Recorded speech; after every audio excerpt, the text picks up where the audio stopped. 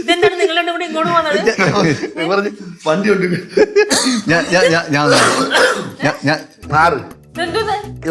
പറഞ്ഞേ വണ്ടി ഉണ്ടാക്കി കൊടുക്കാൻ പറഞ്ഞു. വണ്ടി ഇതുപോലെ ഉണ്ടാക്കി കൊടുത്തിട്ട് ഞാൻ ഉണ്ടാക്കി കൊടുത്തേക്കണം.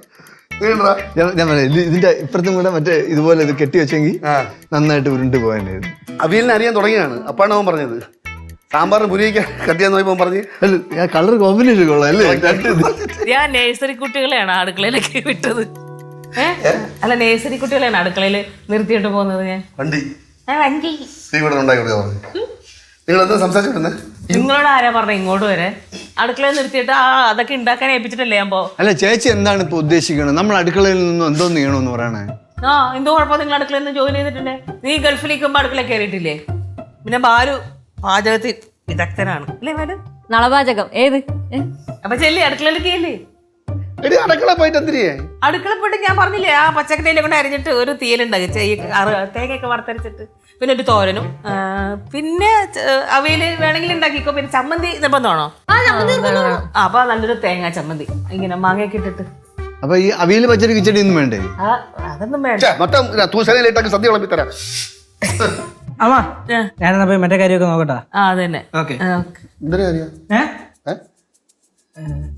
അല്ല നമ്മള് ഇങ്ങനെ ബോർഡ് അല്ല പറയാല്ലേ ലച്ചു? എന്താണ് പേരിന്റെ? ഞാൻ പറഞ്ഞ പേരിനെ പറ്റിയാണ് അവിടെ ചർച്ച ചെയ്തോണ്ടിരുന്നത്. അല്ല അത് വേറൊന്നുമല്ല, ഈ ലച്ചു മറച്ചു വെച്ചിട്ട് ഉള്ള കാര്യം പറയണ്ടേ ആരോടാണെങ്കിലും? എന്താണ്? അതാ പറയാം.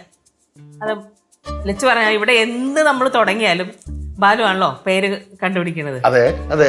അപ്പൊ അത് നല്ല പേര്, കറക്റ്റ് പേര് തന്നെ കണ്ടുപിടിക്കുകയും ചെയ്യും കേട്ടോ. അത് തന്നെ നമ്മൾ ഇടുകയും ചെയ്യും. പക്ഷെ ഒരു കുഴപ്പമെന്നു വെച്ചാ ഒന്നും ശോഭിക്കുകയില്ല, ഒരു എഴുന്നേറ്റം പിടിക്കുകയില്ല. ആര് പറഞ്ഞു? മക്കളെ പറഞ്ഞു ശരിയാണോ? മക്കളെ അച്ഛൻ പേരിട്ടാ ശോഭിക്കൂല, എഴുന്നേറ്റം പിടിക്കൂല അച്ഛൻ പറയില്ല. അത് പറയാനുള്ളത് എനിക്ക് പറ്റൂല. പക്ഷേ മകൾക്ക് പേരിട്ട അച്ഛനാണ് ലക്ഷ്മി ബാലേന്ദ്രൻ തമ്പി. ശോഭിക്കുന്നില്ല ഇപ്പൊ. എടി കുഴിപ്പള്ളംകാരി ലച്ചു, ലച്ചുവേ. അച്ഛ അതെന്താന്ന് വെച്ചാലേ അച്ഛൻ പേരിട്ടൊക്കെ പൂട്ടിപ്പോയിട്ടല്ലേ ഉള്ളൂ. അതുകൊണ്ട് ഞാൻ വെറും അന്ധവിശ്വാസമാണ് മക്കളെ. അല്ലേ? കറക്റ്റ്. ഒരാളൊരു പേരിട്ട് അത് നല്ലെങ്കിൽ അതങ്ങ് സ്വീകരിക്കണം. അത്ര തന്നെ, അത്രേ ഉള്ളൂ. പക്ഷെ നമ്മൾ എന്തിനു വെറുതെ റിസ്ക് എടുക്കണം? നമുക്ക് വേറെ നല്ല പേര് കണ്ടുപിടിക്കാം. നിനക്ക് ഞാൻ വണ്ടിയല്ല കേട്ടാ, ഞാൻ ഉണ്ടാക്കി തരാം. ഞാൻ അടുക്കളയിൽ പോവാം. പോയിട്ട് നിങ്ങൾക്ക് ആവശ്യമുള്ള ചോറും കറിയൊക്കെ വെച്ച് ഞാൻ അടുക്കളയിൽ തന്നെ അങ്ങ് ഒതുങ്ങി കൂടാം. നിങ്ങൾ ഡാൻസ് ക്ലാസ് തുടങ്ങി നല്ല പേര് കണ്ടുപിടിച്ച് ബോർഡ് വെക്കേ എന്ത് വേണം ചെയ്താ. പക്ഷേ അച്ഛൻ്റെ അനുഗ്രഹം ഉണ്ടാവും, നന്നായി വരും. കുറേ പിള്ളേരും കുട്ടികളായിട്ട് ഈ നൃത്ത വിദ്യാലയം അങ്ങനെ പോവും കേട്ടാ. നന്നായി വാ, എല്ലാവരും നന്നായി വാ. വാ. ഉറപ്പ് പോയി, എല്ലാം പോയി. ഇനി നമ്മൾ ആ പേരിട്ടിട്ടും കാര്യമില്ല, ആ പേര് രണ്ടിട്ടും കാര്യമില്ല. എന്താണോ പറഞ്ഞത് അത് തന്നെ ഇടണം നല്ലത്. എന്തെങ്കിലും ആവട്ടെ നോക്ക്, കാര്യമായിട്ട് പറയുന്നത്. അല്ലെങ്കിൽ പ്രാഗ് നമ്മളെ നശിപ്പിച്ചാൽ മതി. അളിയൻ പറഞ്ഞ പേര് കൊള്ളാം, അത് തന്നെ നല്ലത്. എണീക്കടാ, എന്തിനാ ഇരിക്കണേ? പോയി അടുക്കള പോയി പണിയടാ.